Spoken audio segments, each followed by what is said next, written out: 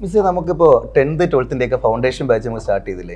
ഇനിയിപ്പോൾ നമുക്കൊരു degree level ഫൗണ്ടേഷനെ പറ്റിയിട്ട് കുട്ടികൾ ചോദിച്ചുകൊണ്ടിരിക്കുന്നുണ്ട് അല്ലേ? അപ്പോൾ നമ്മൾ എന്താണ് ഈ ഒരു ക്ലാസ് തുടങ്ങുന്നത് നമുക്ക് അനൗൺസ് ചെയ്യാം. അതെ, ആക്ച്വലി നമ്മുടെ ഡിഗ്രി ലെവൽ എക്സാമിന് വേണ്ടി പ്രിപ്പയർ ചെയ്യാൻ ആഗ്രഹിക്കുന്ന ഉദ്യോഗാർത്ഥികൾക്കായിട്ട് സർ ഈ വരുന്ന മെയ് 27 തന്നെ നമ്മുടെ എക്സൈലം PSC ഒരു പുതിയ ബാച്ച് ആരംഭിക്കുന്നുണ്ട്. അടിപൊളി.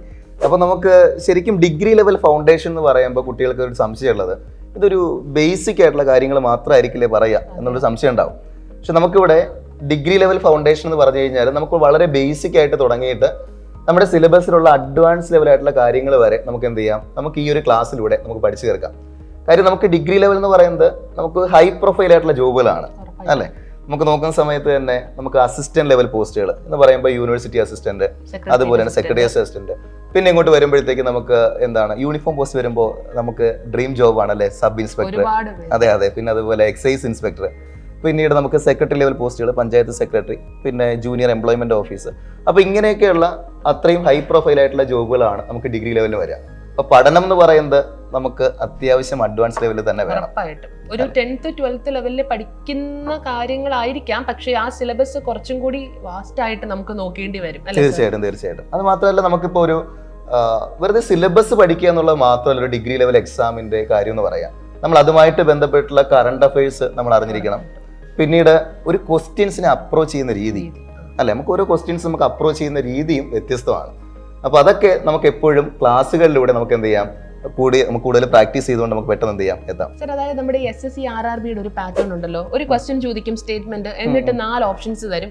ഈ 4 ഓപ്ഷൻസും കാണുമ്പോൾ ഉത്തരമായിട്ട് തന്നെ നമുക്ക് തോന്നും. അപ്പൊ ഇതിൽ നിന്ന് 1 and 2, 1 and 3, 2 and 3 കൺഫ്യൂഷൻ, ഭയങ്കര കൺഫ്യൂഷൻ ആവും. മിസ്, അതിപ്പോ നമ്മുടെ ഈ ഡിഗ്രി ലെവൽ എക്സാമിന് എല്ലാ കാര്യങ്ങളും നമ്മൾ കാണാതെ പഠിച്ച് എഴുതുന്നൊരു രീതിയല്ല.